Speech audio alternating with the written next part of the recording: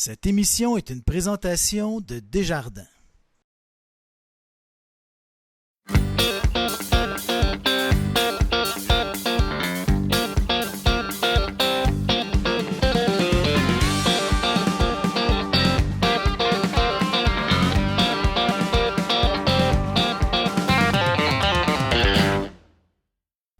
Bonjour et bienvenue à votre bulletin de nouvelles de Télécœur.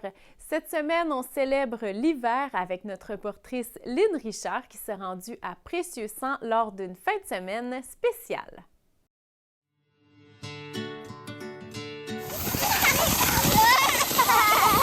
« 1er février 2025, période de grandes festivités où de nombreux secteurs célèbrent l'hiver. Je me trouve présentement à Précieux-Sang, là où le froid ne fait pas peur aux passionnés des activités hivernales.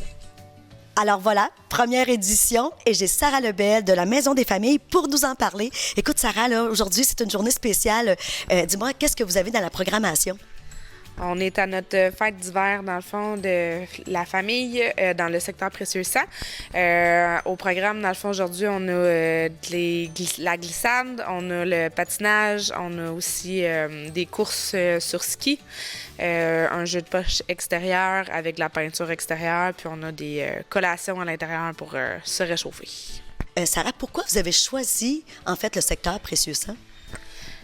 Parce que c'est pas important pour nous, dans le fond, de se déplacer dans les différents secteurs de la ville de Bécancour. Fait qu'on représente autant Précieux-Sang que Saint-Angèle, Bécancour, Saint-Grégoire, Gentilly et Sainte-Gertrude. Fait que c'était à notre tour de venir faire un petit tour ici là, à Précieux-Sang pour représenter ces familles-là. Puis en même temps, ben, c'est un bel endroit extérieur où est-ce que tout est regroupé là, pour pouvoir s'amuser toute l'après-midi. Donc, vous avez fait appel à Mathieu, en fait, qui est le président là, des loisirs de Précieux-Sang.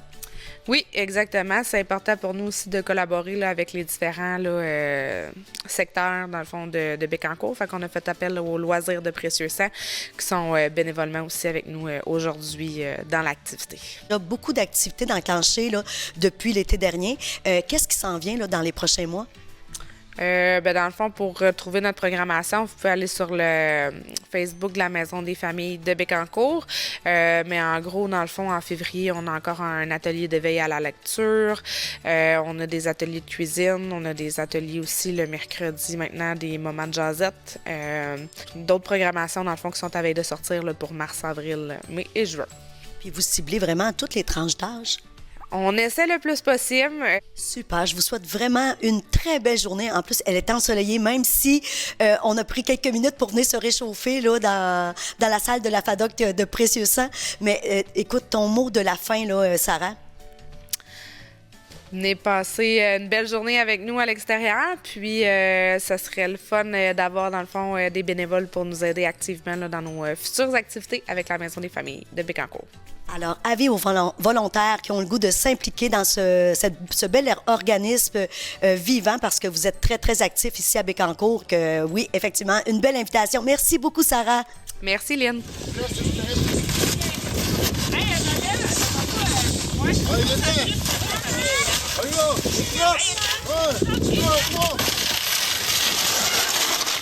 Et c'était Lynn Richard pour Télécœur.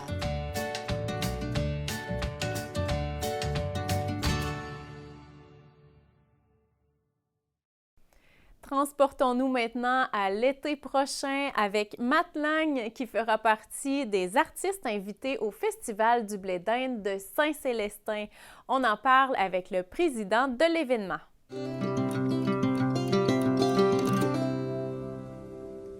Vous avez sorti le premier nom pour le Festival du blé d'Inde? Oui, effectivement, c'est Matt Lang, donc on est très contents. C'est probablement le plus gros nom de l'histoire du festival. Donc à chaque année, on grossit le festival, puis là, cette année, on a une très belle opportunité là, avec Matt Lang, fait qu'on est super contents.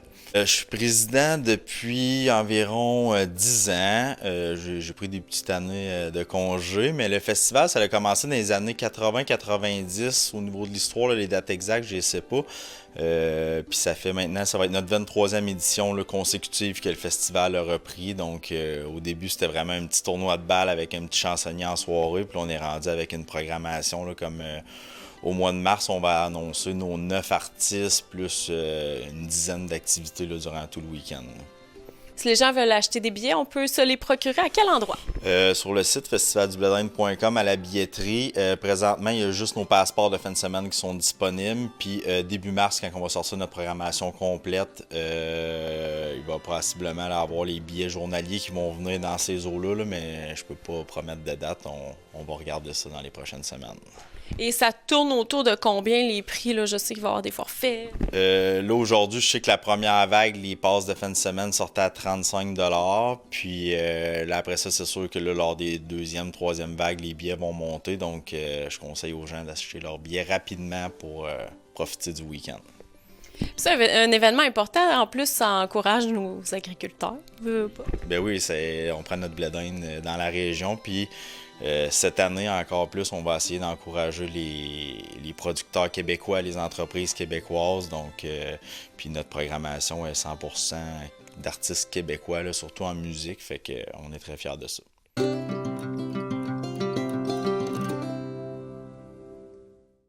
Je vous amène maintenant avec moi dans les coulisses du Musée des cultures du monde où j'y ai rencontré une personne qui travaille fort pour présenter les expositions du musée.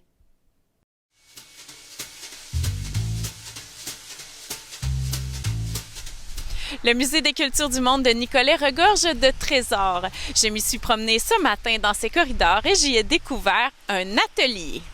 Je viens de découvrir la caverne d'Ali Baba du Musée des cultures du monde. Qu'est-ce que vous faites ici exactement? Oui, bien là, ici, on est dans l'atelier du musée. On est en train de préparer une exposition qui s'en vient en février. Ça va être hommage au Saint-Laurent. On va recevoir plusieurs artistes de la collection du port de Trois-Rivières. Et puis, ben là, nous, en ce moment, on prépare les décors. Ça va être, c'est notre travail de coulisses là, avant que les œuvres sont arrivées. Mais on a le décor, on a le montage à préparer là, d'ici février. Là, en ce moment, on fait des vagues posées au bas des murs pour donner vraiment le thème de l'eau, pour que ce soit très présent là, dans l'expo. Parce qu'on sous-estime le travail qui est fait en amont, hein, parce que quand on va à une exposition, on se dit « Wow, c'est beau, mais tout ça, crème, il y a des heures de travail là-dedans. » Oui, c'est vrai. Il y a beaucoup d'heures de travail. C'est la préparation. Il faut penser d'avance à disposition dans les espaces, préparer les murs, préparer l'éclairage, préparer nos outils qu'on va avoir besoin aussi, la séquence entre le démontage de l'exposition qui est là présentement et la suivante, et prévoir, est-ce qu'on va repeindre la salle, est-ce qu'on va avoir des réparations à faire avant de... Là, en ce moment, on se prépare avant le démontage de l'exposition, qui est encore là pour quelques semaines, l'exposition de M. Chang, les personnages mythiques. Et puis, pendant ce temps-là, on prépare tout ce qu'on peut faire avant de rentrer dans la salle. Puis, quand on va rentrer, là, ça va être un gros rush, qu'on peut dire, là, de préparation de salle, installer nos décors. Et puis, en parallèle avec ça, on va commencer les constats d'état de la réception des œuvres. On va ouvrir les caisses. Là, en ce moment, ils sont en train de s'acclimater là, à la température du lieu. Ils sont arrivés hier. Et puis, là, on va procéder à l'ouverture des caisses, prendre des photos, vérifier le bon état. Et puis, les préparer pour l'accrochage, là, s'ils ont besoin d'un système, des anneaux, tout ça. Et puis, la disposition dans chaque section. Oui, il y a toutes sortes de choses à penser, puis toutes sortes de choses à fabriquer. Est-ce que ça prend une formation en particulier pour faire le travail que vous effectuez?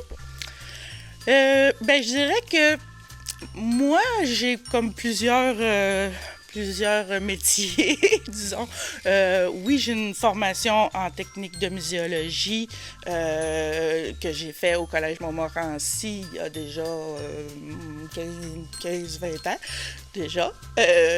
Puis, avec ça, j'ai fait un cours en ébénisterie aussi, un professionnel. J'ai un bac en arts plastiques aussi. Donc, c'est sûr que pour moi, c'est tous des métiers qui m'aident dans mon travail parce que je travaille autant avec des œuvres d'art, des objets, des artefacts et la menuiserie beaucoup. Ça prend de la créativité, ça prend de la minutie, ça prend une bonne connaissance des matériaux. Je dirais que c'est peut-être pas nécessaire d'avoir tout ça comme formation, mais moi, ça m'aide beaucoup.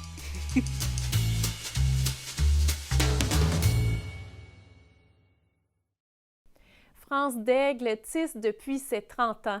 Je l'ai rencontré pour parler de sa passion pour les métiers à tisser au Centre des arts populaires de Nicolet. Je m'apprête à aller rencontrer France Daigle, une tisseuse qui a son atelier ici au Centre des arts populaires de Nicolet. Je vous y amène. Je suis formatrice au niveau des métiers à tisser ici au Centre des arts. Et puis, je montre aux gens qui veulent prendre le cours comment monter un métier, c'est-à-dire comment élaborer un patron pour faire des linges à vaisselle, parce qu'on commence toujours avec des linges à vaisselle, c'est toujours plus simple. Et puis, de là, on élabore combien de fils ça prend, et puis qu'est-ce qu'il faut faire et les étapes. Alors, c'est sur une durée de 24 heures, donc c'est 8 cours de 3 heures pour une base. Et puis, si l'élève n'a pas terminé de tisser, elle peut continuer là, jusqu'à temps qu'elle finisse ses linges à vaisselle, parce que au départ, en général, on monte pour 3 linges à vaisselle ou des fois 5. Les élèves qui ont passé à travers mes cours, ils ont été bien satisfaits. Alors, j'encourage les gens qui veulent savoir comment monter un métier puis comment se débrouiller à suivre mon cours. Et ce cours-là, il est donné au Centre des arts populaires parce que c'est ici que vous avez l'atelier. Oui, c'est ça. Nous avons 7 métiers à tisser de différentes largeurs. Et après avoir fait un premier projet dans le cadre d'un cours avec vous, si les gens sont rendus expérimentés, est-ce qu'ils peuvent venir ici à leur guise ou il faut absolument que quelqu'un soit là? C'est quoi le fonctionnement? Non, les métiers sont louables au mois. Et puis, et la personne va monter son projet avec soit une autre personne ou toute seule. Et puis, tant qu'elle n'a pas fini ses projets, c'est 40 $ par mois. Et puis, là, je suis en train d'élaborer un projet pour permettre à des gens de venir tisser simplement. Alors, pas besoin de savoir comment monter un métier. Alors, ça va être sur une base, là. Moi, je suis prête. Je veux tisser mon projet. Alors, on va commencer par des linges à vaisselle. Alors, je vais monter un métier pour faire ça. Qu'est-ce qui vous passionne là-dedans? J'imagine que ça fait plusieurs années que vous faites ça? Oui, j'avais commencé quand j'avais une trentaine d'années. Et puis, ça a été, étant donné j'ai eu beaucoup de déménagements, quand je suis arrivée ici à Nicolette, j'ai commencé à travailler au Centre des arts. Et puis, la formatrice dans ce temps-là, Mme Grenier, c'est elle qui donnait les cours. Et puis, j'en ai profité pour commencer. Et puis, de fil en aiguille, j'ai continué. Et puis, voilà, c'est un passe-temps vraiment bien que j'aime. Vous me disiez, parce que, tu sais, on parlait de la musique tantôt, plusieurs créateurs ou artistes travaillent dans le bruit, hein? Ils aiment ça, être motivés par la musique. Vous, ça ne semble pas être votre cas. Vous travaillez dans quel état d'esprit? Non, moi, c'est c'est silence. C'est comme une méditation, c'est zen, je suis concentrée sur mon projet et puis parce que je me dis, ça m'est arrivé plusieurs fois avec des élèves qui étaient ici qui tissaient avec de la musique et puis moi ça me déconcentre et puis je peux faire des erreurs sur mon projet alors j'aime autant être au silence.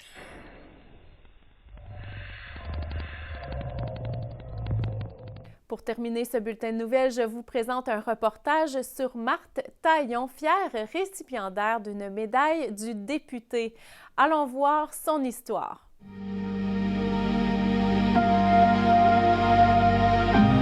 Je rencontrais ce matin Marthe Taillon, fière récipiendaire d'une médaille du député. On en parle avec elle. En fait, c'est que j'ai eu la surprise d'apprendre que mon député, le député Donald Martel, avait décidé de me décerner la médaille du député pour l'ensemble de mon œuvre comme agent de développement culturel en milieu rural. Alors, c'est extraordinaire, c'est quelque chose qui est très, très émouvant. Mais je trouve ça le fun de pouvoir vous en parler parce que ça va me permettre de pouvoir dire que quand on est agent de développement culturel, on ne fait jamais rien seul. On a besoin du milieu culturel, on a besoin du milieu politique parce qu'on travaille au sein d'une MRC pour nous soutenir dans notre développement. Ça veut dire que finalement, cette médaille-là qui m'a été attribuée, c'est à titre de porte-parole du milieu culturel, puis de Nicolas Yamaska dans son ensemble. Donc, c'est vraiment un honneur pour vous. Ah oui, puis elle est belle. Je l'ai apportée pour vous la montrer. Elle vient dans un beau petit coffret en velours. Elle est absolument superbe. D'un côté, on a le Parlement et de l'autre côté, elle est tout aussi belle. On a le premier orateur de la Chambre en 1729, qui est Jean-Antoine Panet, comme la rue Panet à Nicolet. Alors, c'est vraiment quelque chose de... J'en suis très, très fière. Qu'est-ce qui fait qu'on a cette médaille-là? Est-ce qu'il a fallu que vous vous inscriviez ou c'est vraiment une surprise? C'est vraiment une surprise. Je ne m'attendais pas à ça, d'autant que moi, ça faisait pratiquement 2 ans que j'avais quitté le poste d'agent de développement culturel parce que j'ai eu l'opportunité de réaliser un rêve de jeunesse. Alors, ça m'a vraiment beaucoup touchée, qu'on se rappelle encore de moi, de mon travail. Et c'est aussi un peu, je dirais que c'est une question de timing aussi, de chance, même si beaucoup me disent qu'on fabrique sa propre chance. Là. Moi, j'ai fait partie des 3 premiers agents de développement culturel du Québec. Alors, et j'ai, semble-t-il, été la toute première agente d'un territoire MRC. Les 2 autres étant des agents qui étaient rattachés plutôt à des sociétés ou à des associations. Donc, on m'a reconnue comme étant la première agente rurale, si on veut. En plus, elle est remise au Parlement. Ça se passe pendant une assemblée des députés, à l'Assemblée nationale. On vient le jour mou. J'avais les jambes qui tremblotaient. C'était quelque chose. Est-ce que ça vous a fait manquer ce travail-là de recevoir ça après? Là, vous dites que vous avez réalisé un rêve, dans le fond, dans votre nouvel emploi. J'imagine que ça vous a quand même fait un petit quelque chose? Ben oui, mais moi, quand j'ai choisi de quitter mon poste d'agent de développement culturel, c'est vraiment un choix personnel. Et c'était après de longues réflexions parce que j'aimais ce que je faisais. J'ai toujours aimé ce que j'ai fait dans la vie. Moi, je pense que je fais partie de ceux qui ont été choyés par le monde du travail. J'ai toujours été extrêmement chanceuse avec des employeurs avec qui je m'entendais très, très, très bien. Là. Ça a pas toujours... Je ne pensais pas que ça a été tout le temps un long fleuve tranquille. Il y a eu des bouts où ça a été plus difficile pour toutes sortes de raisons. Mais dans l'ensemble, je n'ai que eu de belles expériences de travail. De recevoir ça aussi, c'est un peu... je l'ai senti un peu comme aussi... Là, j'ai 60 ans, alors je me rapproche plus de la retraite que de la vie active. Et je l'ai un peu reçu comme un couronnement de ma vie professionnelle, si on veut. Fait que là, je me retire tranquillement. Je suis à 3 jours semaine au Musée des cultures du monde actuellement. Fait que je m'en vais doucement. Puis ça m'a vraiment fait plaisir. J'ai eu cette chance-là. Il n'y a pas tant de gens qui ont le plaisir d'avoir une reconnaissance de leur travail. Il y a des millions de personnes qui travaillent et qui mériteraient qu'on souligne leur rapport. Moi, j'ai eu la chance qu'on me le fasse, mais je l'accepte au nom de tous ceux qui n'auront pas la même chance. Et quelle différence, personnellement, pensez-vous avoir fait pendant toutes ces années à ce poste? Oh, c'est une méchante question. Bon, on va toucher à mon syndrome de l'imposteur. Honnêtement, je ne sais pas. Il me semble que j'ai juste fait mon travail. Je semble l'avoir bien fait. On m'a souvent dit que les gens étaient contents de ce que je faisais. Mais qu'est-ce qui a fait? En fait, beaucoup de personnes m'ont dit, c'est vrai que je suis passionnée. J'aime ce que je fais, j'aime la culture, j'aime mon milieu, j'y crois profondément. Je pense que c'est une nécessité, puis que quand on pense que c'est un élément qu'on peut mettre de côté ou qu'on peut abandonner, c'est une erreur majeure, parce que c'est une de nos racines fondamentales, notre culture. Puis la culture, c'est au sens très, très large. En fait, pour rigoler, je dis souvent, tout est culture. Absolument tout. Quand on se lève le matin puis que le cadran sonne, la sonnerie est culturelle parce que c'est du son, c'est une conception par un musicien quelque part. Le design du cadran est culturel parce que c'est un designer qui l'a fait, c'est un artiste culturel.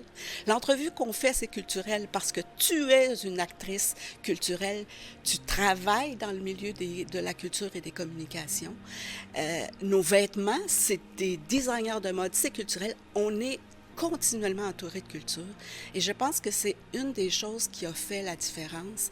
C'est l'amour que j'ai pour ça, la conviction profonde que j'ai que c'est nécessaire qu'on en tienne compte, pas qu'on le mette en premier plan.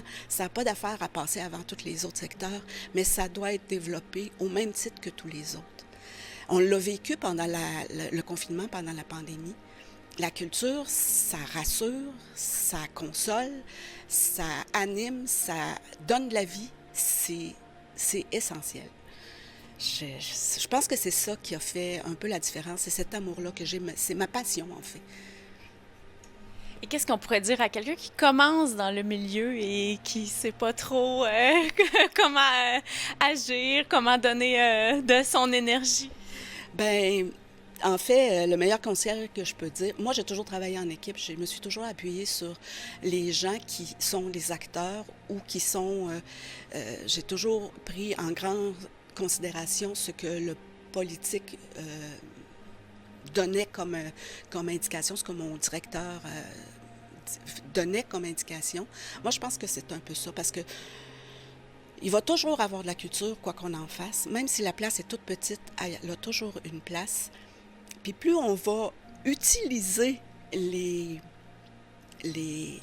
stratégies ou le vocabulaire des gens qui sont autour de nous puis qui nous confient un mandat, plus on va réussir à les convaincre, parce qu'on va les convaincre avec leur propre langage. À une certaine époque, quand M. Harper était premier ministre du Canada, on m'avait dit, je travaillais à Nicolet-Yamaska, on m'avait dit que la dépense, effectivement, Harper disait que la culture, c'était juste une dépense, que ça rapportait rien. Puis je sentais qu'au niveau politique, il commençait à avoir un peu d'intérêt à ce discours-là. Ce qui m'a fait réfléchir, puis je me suis dit, bon, comment leur prouver que c'est pas tout à fait vrai? Oui, c'est une dépense, mais acheter, remplir la voiture, voyager, c'est une dépense, s'habiller, c'est une dépense. Alors, comment leur montrer que c'est aussi extrêmement, que ça rapporte aussi? J'avais fait une petite étude, juste économique, parce que c'est un langage qu'ils comprennent avec plus de facilité, parce que souvent, c'est un de leurs plus gros mandats, c'est la gestion des budgets. Alors, j'ai décidé d'aller de ce côté-là. J'avais fait une petite étude pour voir combien... juste au niveau de qu'est-ce que le développement culturel rapportait financièrement à la MRC par rapport à ce qu'on redonnait au milieu. Et pour chaque dépense, pour chaque dollar investi par la MRC, il y avait un revenu de 1,75 $. Donc, ça ne rapporte pas énormément, je le conçois, mais ce n'est pas une dépense. Ça couvrait la dépense et ça en rapportait un peu plus. Fait que ça a été comme ça qu'on a réussi à passer à travers tout le mouvement des coupures qui était mis de l'avant par Stephen Harper. Fait que c'est ça. Alors, pour quelqu'un qui commence en culture, c'est d'observer son milieu, son environnement, puis de se positionner là où où il va être le plus payant, si on veut, où il va pouvoir réussir à convaincre ou à faire le plus qu'il peut avec le vocabulaire ou avec sur la patinoire qu'on va lui donner à jouer. Ça ne sert à rien d'essayer de casser les bandes. En tout cas, pour moi, ça n'a servi à rien d'essayer de faire, de me foncer dans les bandes pour les défoncer. Finalement, ce sont les partenaires du milieu, ce sont les élus eux-mêmes qui ont décidé d'agrandir la patinoire. Alors pour moi, ça, c'est beaucoup plus rentable à long terme pour l'ensemble de la culture. Alors c'est un peu ça, mon héritage, mon testament.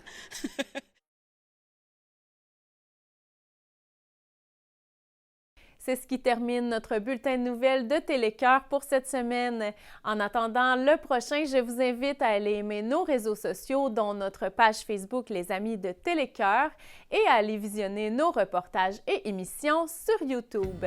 Merci d'avoir été là.